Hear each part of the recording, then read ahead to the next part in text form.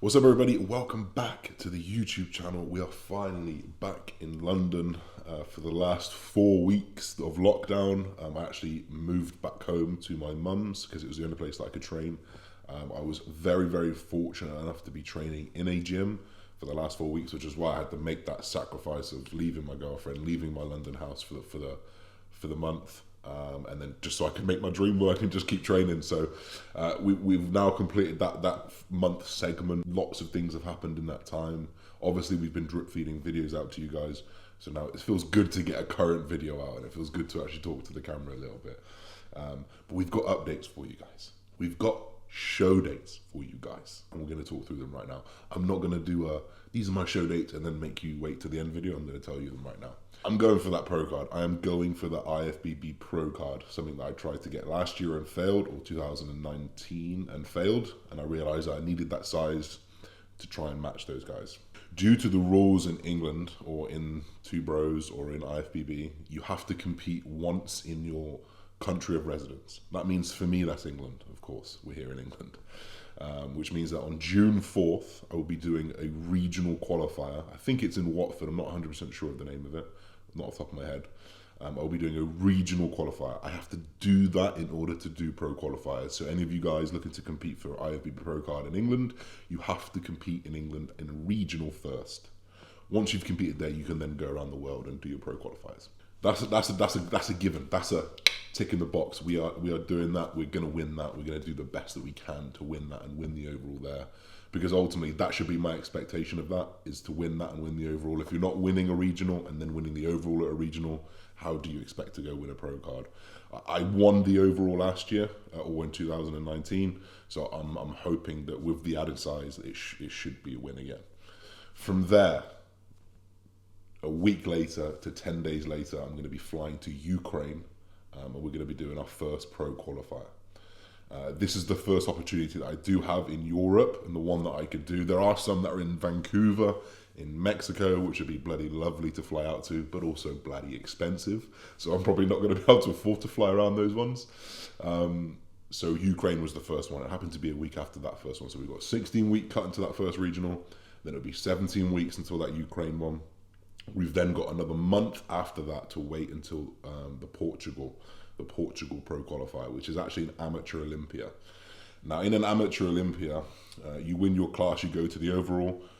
The top 3 at the overall get pro cards, whereas usually you win your class, you go to the overall, the top 1 gets the pro card. So in Europe, for whatever reason, it's extremely hard to get that pro card because you have to win your class and be the best person in the whole show.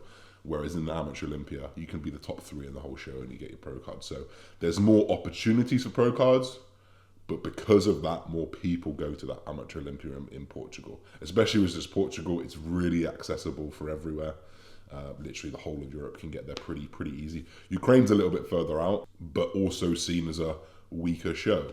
So you've got a weaker show, which is still going to be very hard because getting a pro card is very hard. And then I've got one with more opportunity, but more people going. So, you know, if we've not got it there at the Ukraine one, we're going for the Portugal one. If we don't get it at the Portugal one, we're going for our final shot, which would be at the British finals, which would be very lovely to do in home turf. And that's where we came second last year, in 2019. So that'll be on the 1st of August. So we've got the 4th of June, we've got like the 11th or 12th of June in Ukraine, we've got the 15th or 16th of July in Portugal, which is my mum's birthday as well, so I'm sure she'll come out to Portugal, which would be great. We've then got the 1st of August, which is the final one. If I've not done it in 3, I don't know whether I'm going to do it. And I think that's something that we'll have to establish as we go through. It's also that those are the ones that work. Those are the only ones in Europe that I can do. If there were more in Europe later in June or early in July, I'm probably going to do those as well, because the more opportunities that I can get in that 6 to 8 week period, I'm going to take them all because we're trying to get that pro card. So that is the schedule, guys. Put them in your diaries. Prep will start February. We've got a huge series coming for you guys with Andy Behind the Lens. I can't wait to just give you this fly on the wall prep experience that I've been dreaming about for years. So I'm excited. More importantly, we're back in the gym today. So let's make our intro.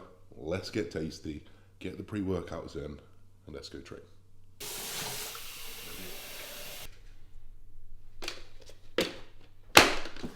This is one pre-workout for you guys to look at. I've got 2 tabs now because they're so good. This is Foresight Refocus.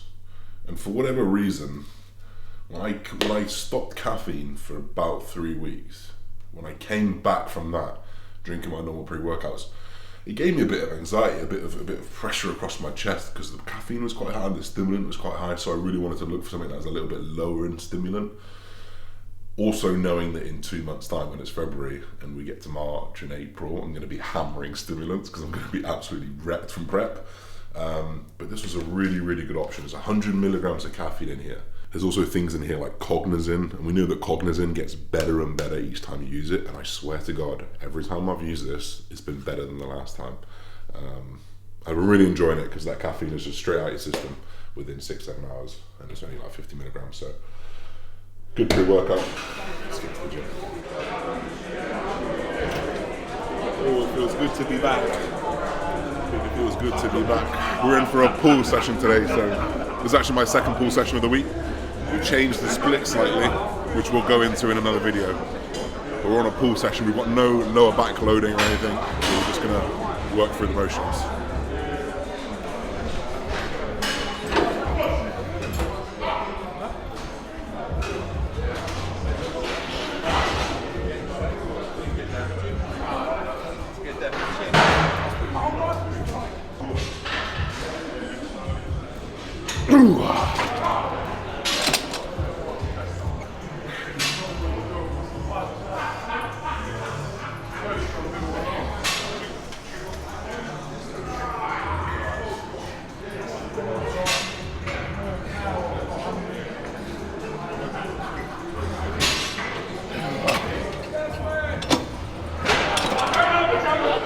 We'll go through that awkward period of time where everyone goes, yeah, you're right, can't wait to get back.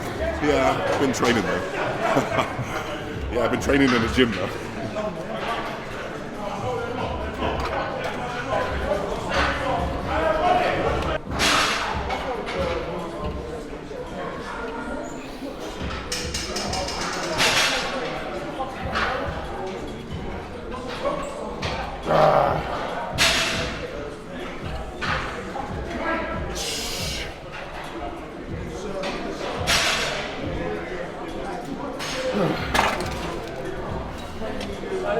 You guys are ever faced with a handle that just feels a bit off?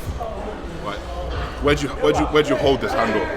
Here, like this, coming at a weird angle. It doesn't make sense. Whoever made this handle is a fucking idiot because it's not ergonomic whatsoever. Just throw a handle over it and you can just pull to where you want it. Genuinely, someone find who made this handle and just find out why they made it like that because it's really awkward. It's fucking annoying.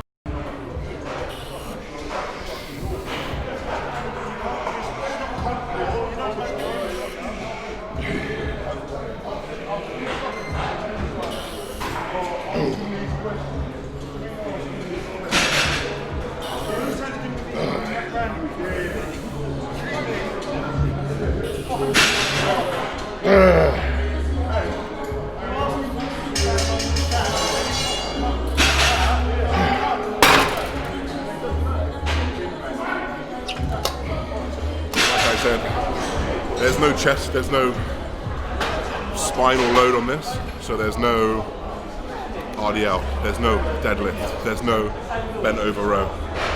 The reason because that is because technically yesterday I should have trained legs, but because I came back to London I rested. You've got that huge spinal load the day before on hack squats, on leg press, things like that. So my spinal integrity would be compromised if I did an RDL or a deadlift today. So instead I have 2 back sessions a week, and one of them is a lower back load. Any more than that for me fries me out. So on this one, we've got everything chest supported, nothing's going to be free bar, nothing's going to be too much of an erector load. We're just going to keep it isolated to that back.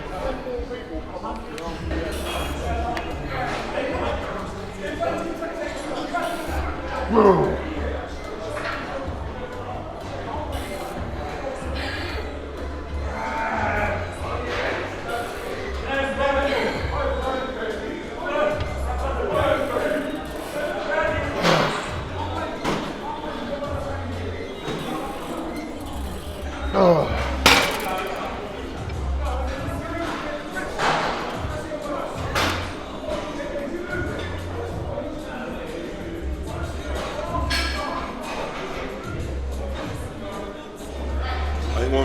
you guys can take when you go back into the gym.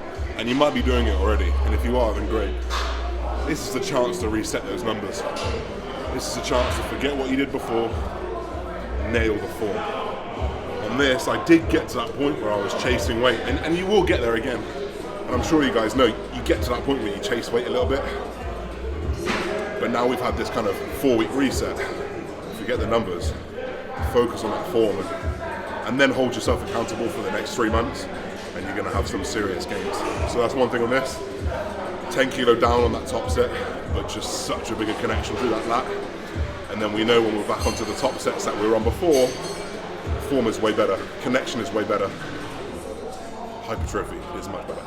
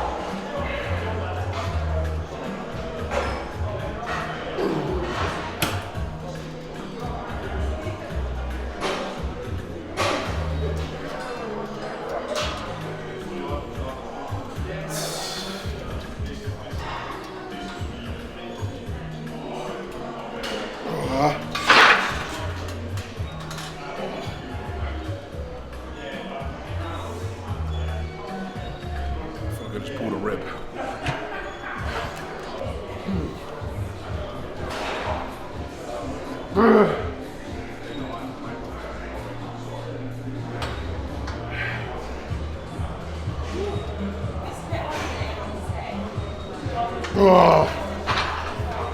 It's nice to have a fucking atmosphere. Been training with me and 2 other friends, to be fair, it's been really good. But just having a bit of buzz in the background, a bit of noise. It's good to be back, I'll tell you that much. Woo.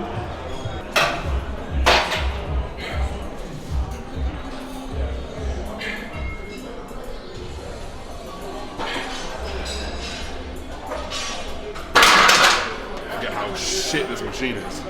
Fuck. It's so horrible.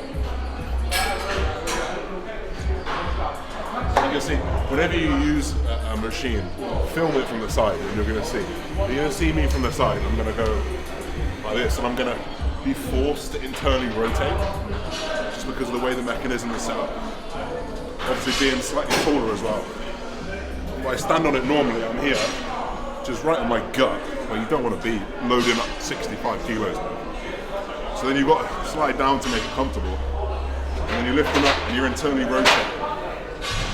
So be wary of anything that doesn't bring your elbow out at a right angle, or anything that brings you back, but then makes you internally rotate. As soon as you start doing that, you shift from your lats and you just put pressure on your shoulders. And that's one thing that this machine does. And remembering now, I usually go a little bit lighter on here so we can just really focus on that rather than internally rotating.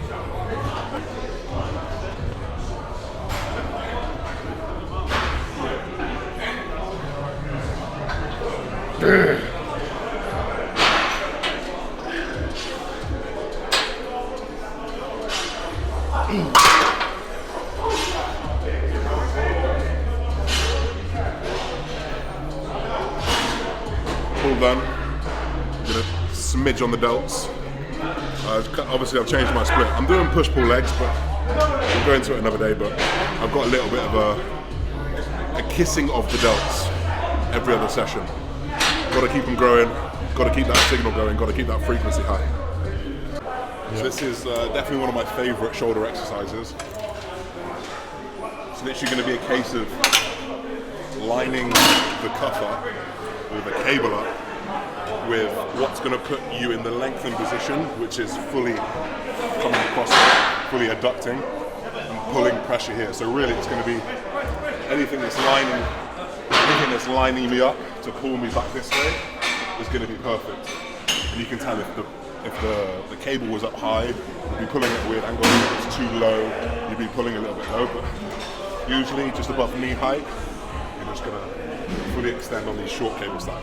Generally like to use a shorter cable stack so you can be a bit more accurate with it. If you've only got a long one, I recommend you getting daisy chains, which are just like a climbing apparatus, which have little loops on them. So you can loop one in, and then you can just pull it out, put a cuff on one side, and it extends it, so you don't have to pull so far away. I hope you got that.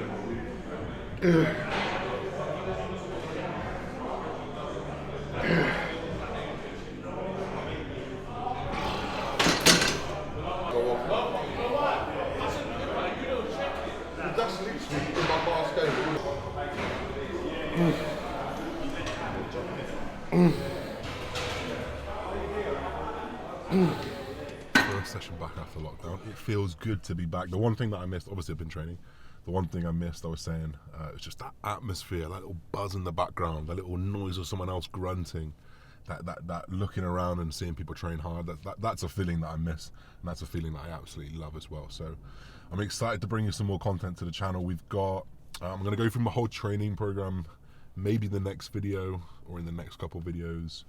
We've got a holiday vlog coming. We leave for holiday in 8 days. I'm going to keep where I'm going a little bit of a secret. I'm sure someone probably knows already because everyone knows everything these days. But we'll maybe have 2 vlogs there, and then we'll do. And I'm going away for 11 days, so there might be a little bit of a lull in videos or current videos. And then as soon as we're back, we've got a good couple of videos lined up. We'll talk about the way we're going to set up training for prep. We're going to talk about what we're going to do between the next 2 months of I've been blasting, been on higher amounts of steroids. I'm now on lower amounts. We're going to talk a little bit about that transition. We're going to talk a little bit about the mindset of what decisions I'm going to make and what I'm going to do with my food, my body weight, my look in the next 8 to 10 weeks between coming off blast and going back onto a blast of prep, because there's a lot of things to consider. You know, some people would cut, remove the body fat. Some people have got to keep eating to maintain the muscle. We're just going to go through those options over the next series of videos, and then of course we will lay the foundations of prep. We've got a big series coming soon, so I can't wait to show you guys. I hope you guys enjoyed the video. I hope you guys are excited for the show dates as much as I am. I can't wait. We're about 240 days out and counting. Let's get it, guys. Peace and love, everybody.